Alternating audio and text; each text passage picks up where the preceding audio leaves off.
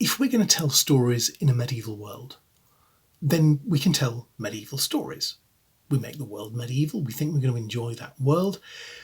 If we tell stories which are also authentically medieval, that allows us to create stories which are unexpected, which fit naturally into the setting which we've created, which have characters, moral dilemmas and conflicts which we're not expecting.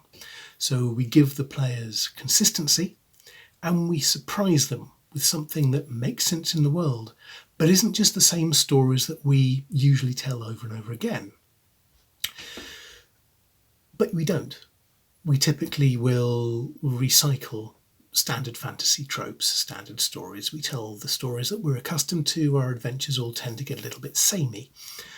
A way to jolt us out of that is to go back to the medieval sources.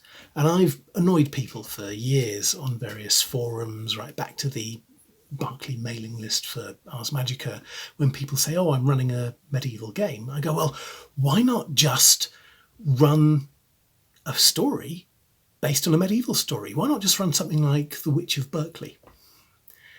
Now, that's easy for me to say because I know what The Witch of Berkeley is, and it's also a bloody stupid comment.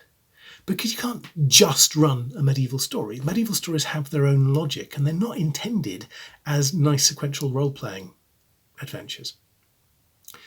So to just run The Witch of Berkeley still requires quite a lot of work, quite a lot of interpretation.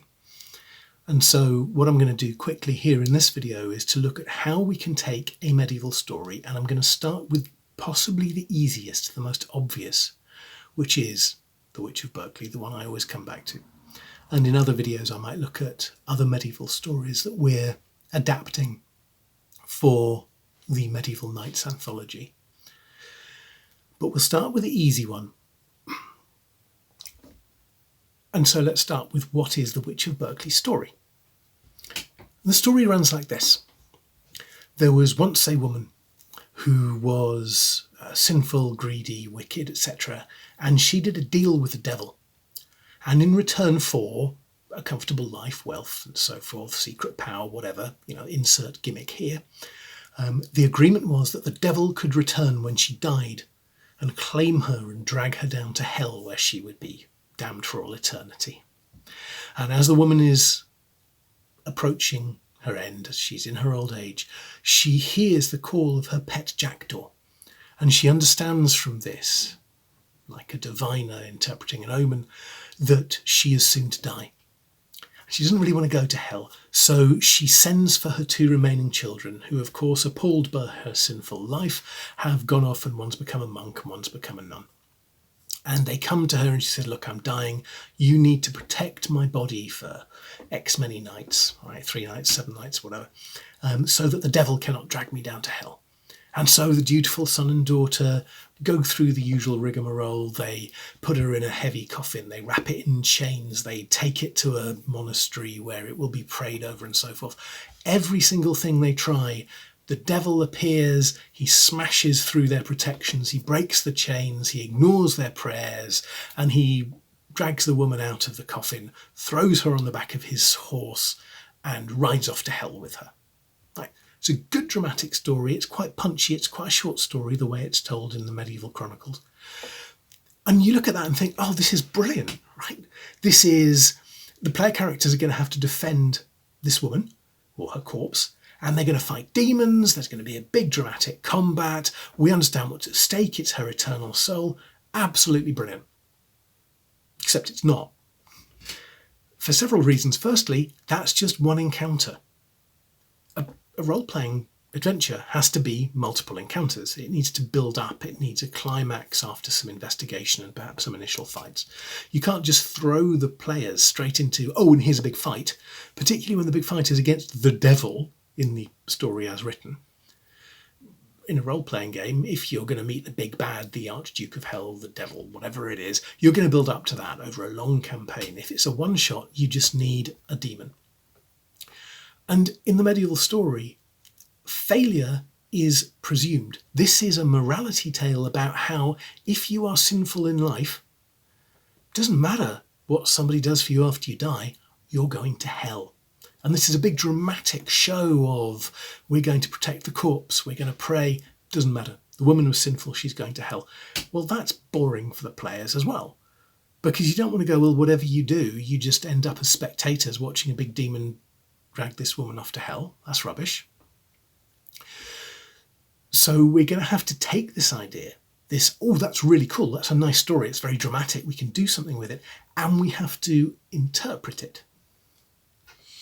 Now that's dangerous, because how are we going to interpret it? We're going to put that in terms of things we already know.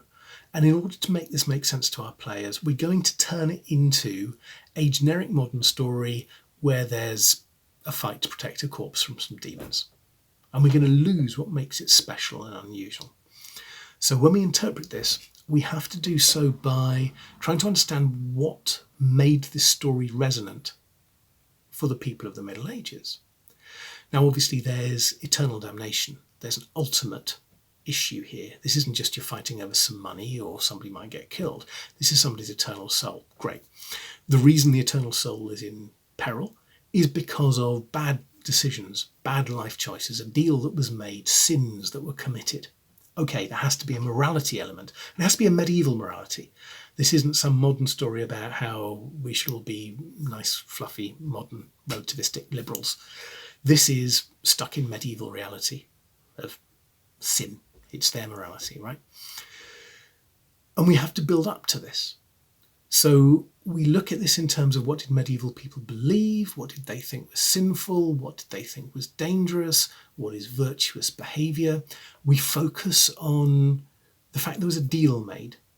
And that gets quite interesting, because we can toy with the morality of this a little bit. We can play with our players.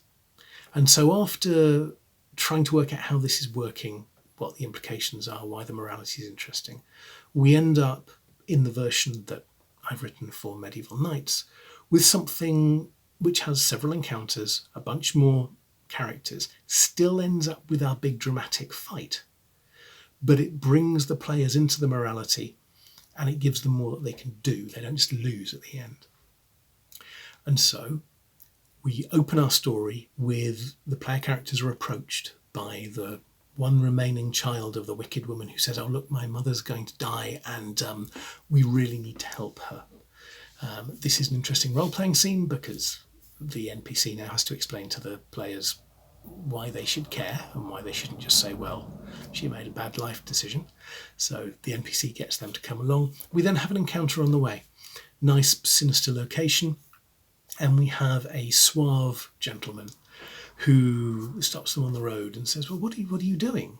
Well, if this woman has made a deal, if she had made an agreement to buy some bread and in return was going to pay silver, then you would agree that it was morally right, it was the correct, proper thing to do for her to pay the merchant. She has received goods, she's received benefits in her life, and now she pays the price. Isn't it good that people should keep their promises and pay for the goods that they've received? Which is bringing the players into a thinking about the morality frame of mind, rather than just there's going to be a fight. And it's also challenging their modern morality. Because from a modern point of view, obviously we accept that we're told when we're kids we should keep our promises. We get to adulthood and discover that maybe not everyone goes that way. But we're told that keeping promises is good. We understand that commercial exchange is important. We understand contract law is important. These are really modern ideas. If they're thinking as their characters, then they will have a different set of responses to this. Okay? But we focus them on the morality. And of course, this gentleman is going to turn out to be the demon later. They get to the place where the woman has just died by the time they get there, and they're now time limited. Dusk is coming. The deal is the devil will come the night after she's died. They've got a limited amount of time. What are they going to do to prepare? We have a tactical planning segment which is time limited. There's only so much they can do, certain resources available. Then instead of throwing demons at them, we have a group of mercenaries who are working for this gentleman, and they've been told to bring the corpse. And this is kind of important because if the players are really into fights, they get a warm-up combat at this point before the big demon encounter. But they can also view this from a morality point of view and see it as a role-playing encounter because they can try and argue the mercenaries out of trying to retrieve the woman. And at the end of this combat, or this negotiation, The demon turns up. The mercenaries haven't come back yet. So now he's going to turn up with a whole bunch of his impish minions. We get to build some interesting geography for the fight to take place in. We have a couple of challenges and potentials that the players can use tactically, so we've got a good tactical combat. And we've got this demon now revealing himself in demonic form. If those mercenaries are still alive, how are they going to react? So we're complicating the combat by the survivors from the previous encounter, which could be all of them, are now freaking out because a demon has appeared who they thought they were working for, or they thought they were working for a gentleman. Now it turns out it's this demon. How do they react? Can the players use that? Is the player character's leadership ability about to become the most important thing as they enlist the mercenaries on their side to work together to defend against the demon, or will the mercenaries all run? And this comes back to the idea of individual choices. Right, so what you can persuade people to do, what the mercenaries will do, what the players choose to do, what they can persuade other people to choose to do, this will impact the likelihood of their success. And of course, where this takes us is a big dramatic fight with a cool demon and a bunch of little imps who all have interesting tactical powers. And the players do not have to win. If we set up a role-playing encounter where there's a fight and the enemy are trying to kill the players, or kill the player characters, the players kind of know that it's a setup because the odds are that you've rigged that fight so that they're going to win. In this case, the fight does not have to be rigged so the players win. Right? The player characters will win or lose based on the tactical decisions they've made and based on whether they enlist the mercenaries to their cause or not. Because if they lose, that doesn't mean they get killed. It means the woman they're trying to protect, the corpse they're trying to protect, gets dragged off to hell. Okay. So we set up a combat that the players can lose without losing their characters. And this takes us from, here's a really cool medieval encounter that doesn't really make much sense to us, to something that is grounded in a sense of morality and conversations and debates, which leads through a series of encounters as the players learn more, make meaningful decisions and so forth. But we've still got that medieval origin, we're still focusing on the morality, we're still using the morality of the time. And so we've kept something that is recognisably medieval from a medieval source to give us an original, fresh, engaging story. I'll do a few more videos looking at how we deal with some more challenging medieval stories, but that gives an idea of how a quite straightforward story can keep its medieval nature and so remain more interesting for your players.